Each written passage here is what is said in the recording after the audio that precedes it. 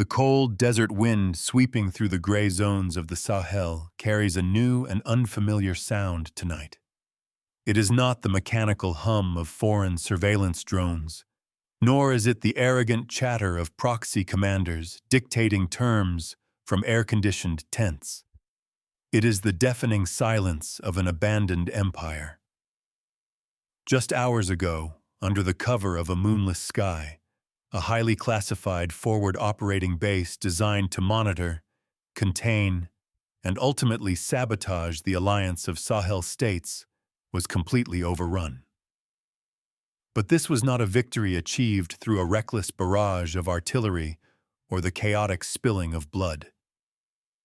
What military analysts and intelligence networks are dissecting today is a masterclass in strategic maneuvering and electronic dominance. The foreign operators stationed at this covert facility did not stand their ground. They did not fight to defend the millions of dollars of advanced technology they brought to African soil. They panicked, they packed what little they could carry, and they fled into the night, leaving everything else behind. Welcome to Africa Strategic Watch. Today, we are breaking down the anatomy of the midnight raid that has sent shockwaves through the intelligence corridors of Paris and Washington. We are analyzing how Captain Ibrahim Traoré and the unified command of the Pan-African Legion have officially turned the hunters into the hunted. If you believe in the unstoppable rise of a sovereign, technologically independent Africa, give this video a like, subscribe to Africa Strategic Watch, and stay with me. We build with facts and strategic clarity as we document the final collapse of the neocolonial grip on the continent. But to understand the magnitude of what has just been left behind in the dust, we must first understand the illusion of invincibility that built this secret drone base in the first place. For the past 2 years, the architects of the proxy war against Burkina Faso, Mali, and Niger have operated under a dangerous and outdated assumption. They fundamentally believed that the African military was stuck in the past, incapable of coordinating complex, multi-domain operations. The foreign intelligence agencies and their private military contractors established a network of hidden installations along the porous borders of the Sahel. These were not traditional military bases with flags flying high. They were shadowy outposts, heavily fortified electronic listening stations, and launch pads for first-person view strike drones. Yet their mission was sinister and clear.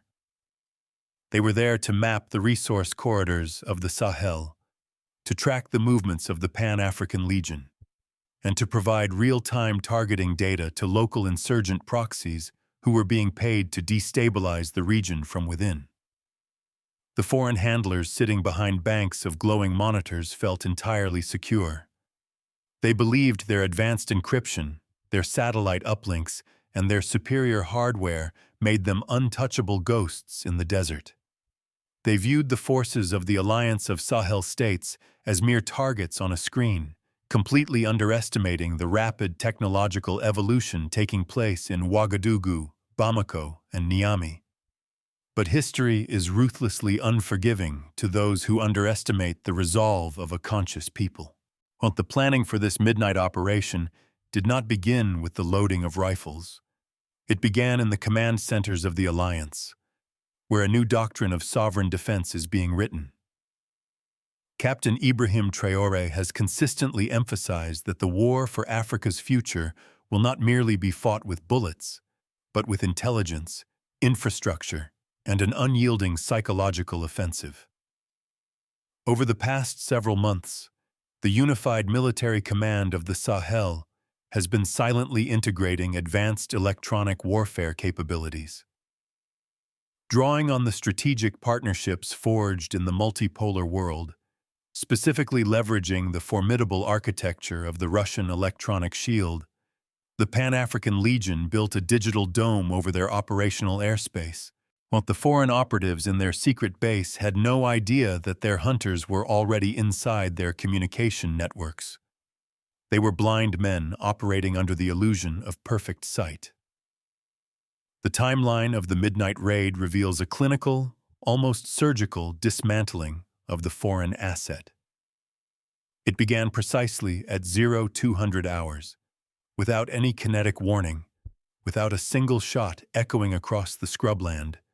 The advanced electronic warfare units of the Alliance of Sahel States activated a massive, targeted signal jamming operation. Inside the fortified walls of the secret base, the reality of the 21st century proxy war suddenly collapsed. The glowing monitors that tracked the Sahelian borders abruptly went black. The satellite uplinks connecting the drone operators to their handlers in Europe severed instantly. Yet the encrypted radio frequencies used to coordinate with their local insurgent fighters were flooded with blinding static. In a matter of seconds, a multi-million-dollar intelligence facility was reduced to a dark, isolated concrete box in the middle of a hostile desert. This was the moment the psychology of the foreign operators broke. The men inside were not soldiers fighting for their homeland. They were highly paid technicians, intelligence contractors, and drone specialists who had signed up for a sanitized, risk-free deployment.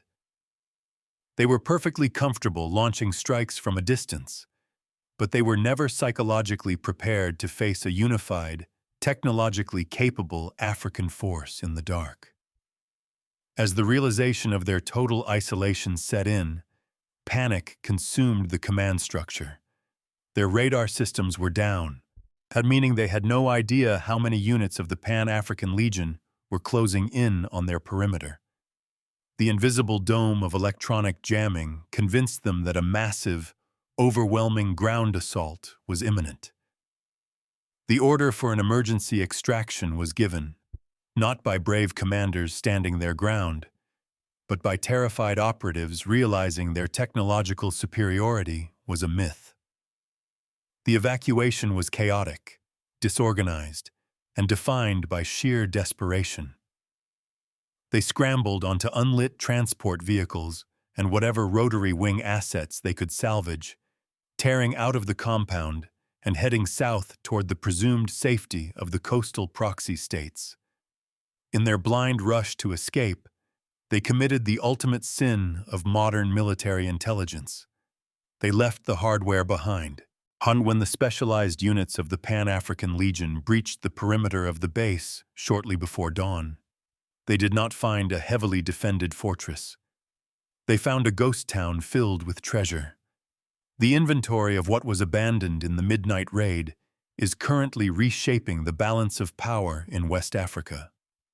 The fleeing operatives left behind a fleet of advanced surveillance drones, complete with their ground control stations. They abandoned highly sensitive signal intelligence servers, encrypted hard drives containing the tactical profiles of their insurgent proxies, and entire arsenals of specialized weaponry meant to be distributed to destabilizing forces. They even left behind their operational logs, providing the Alliance of Sahel States with documented, undeniable proof of the exact foreign capitals that were funding the terrorism in the region. This is not just a tactical capture of equipment. It is a massive intelligence goldmine that completely exposes the entire architecture of the neocolonial proxy war. From an economic and strategic perspective, the capture of this drone base is a catastrophic financial hemorrhage for the Western defense contractors and the political elites who backed them. We are analyzing an event that directly impacts the high-stakes geopolitics of the global resource trade. The covert bases along the Sahelian borders were never just about military containment. They were the physical enforcers of an economic blockade. Their purpose was to secure the transit routes for the raw materials being extracted from Africa at colonial prices, and they were there to ensure that the gold of Burkina Faso, the uranium of Niger, and the vast agricultural wealth of Mali remained firmly under the control of foreign commodity markets. The drones that were abandoned on that tarmac were originally purchased with the very wealth extracted from African soil. By seizing this equipment intact, The Alliance of Sahel States has achieved an incredible return on investment. They have effectively repossessed the tools of their own oppression. The financial shockwaves are already being felt in the stock portfolios of the foreign defense industry. Millions of dollars in proprietary technology have just fallen directly into the hands of a sovereign African alliance that is eager to reverse engineer it, study it, and deploy it for its own protection. But as we peel back the layers of this geopolitical shift here on Africa Strategic Watch, we must look beyond the captured hardware. The most devastating blow delivered by the midnight raid is the complete ideological humiliation of the foreign proxy system. Captain Traoré has continuously spoken about the need for a psychological revolution, the necessity of breaking the mental chains that have held the continent back. What happened at the secret drone base is the ultimate vindication of that philosophy. The myth of Western military supremacy in Africa, a myth that has been meticulously curated and enforced since the Berlin Conference, was shattered without the Pan-African Legion even needing to fire a shot. The local populations in the neighboring coastal states, the very citizens living under regimes that act as gatekeepers for foreign interests, are watching these events unfold with immense clarity. They are seeing that the invincible foreign armies, the ones their own presidents bow down to, will cut and run the moment the odds are no longer stacked heavily in their favor. This realization is triggering what strategic analysts call the mutiny of the mind. In the barracks of the proxy armies bordering the Sahel, soldiers are quietly discussing the midnight raid. They are asking themselves profound and dangerous questions. If the highly paid foreign operators, equipped with the best technology money can buy, flee in terror at the first sign of a unified African force, why should local soldiers risk their lives to defend a foreign agenda? Why should a soldier from a coastal nation fire upon his brother in the Sahel just to protect a colonial economic system that keeps his own family in poverty? The capture of the drone base proves that the Alliance of Sahel States is not just surviving the sanctions and the threats.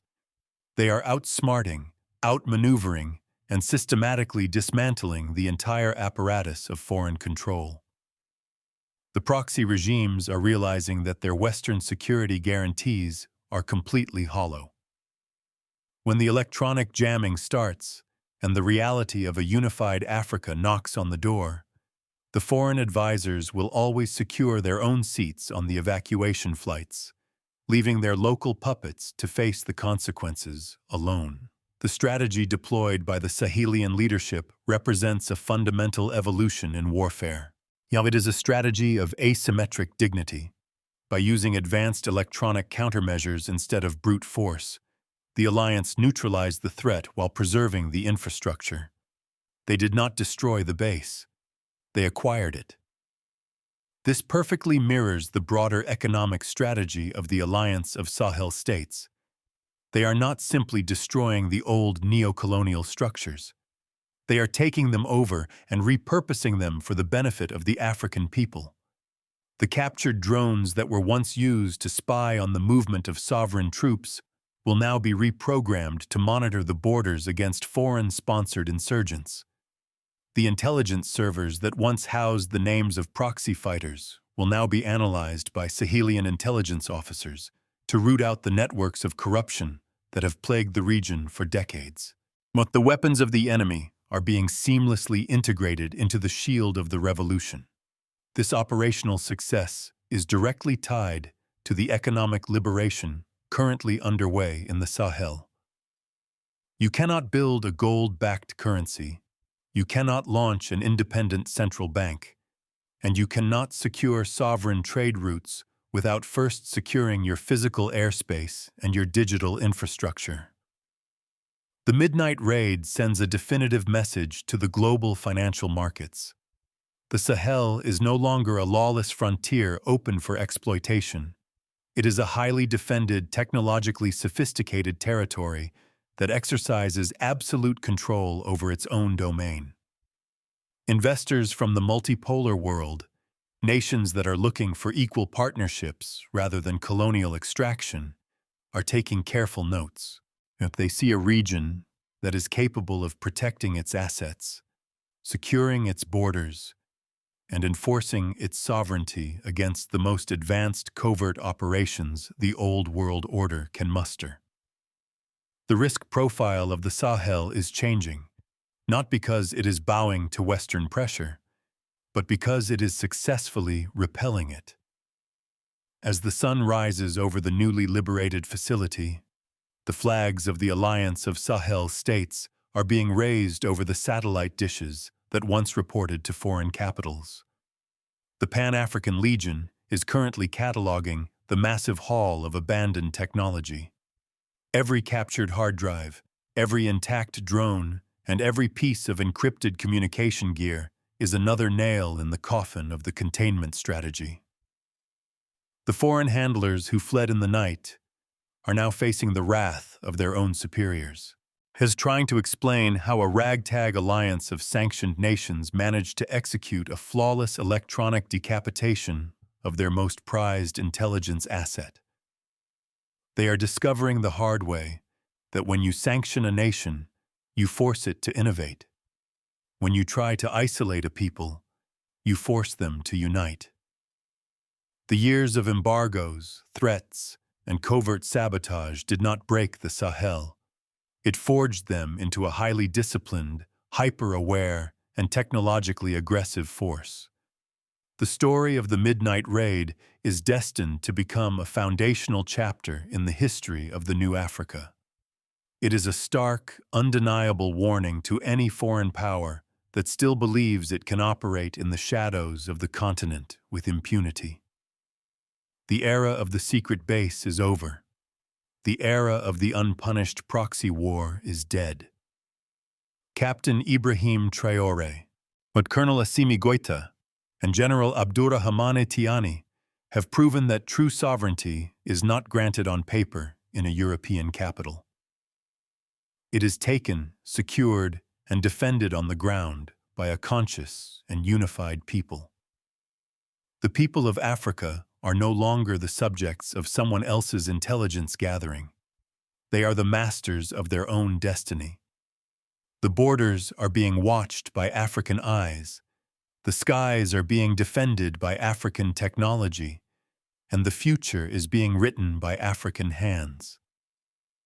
This is the reality of the geopolitical shift we track every single day. The dominoes are falling, but they are falling upward.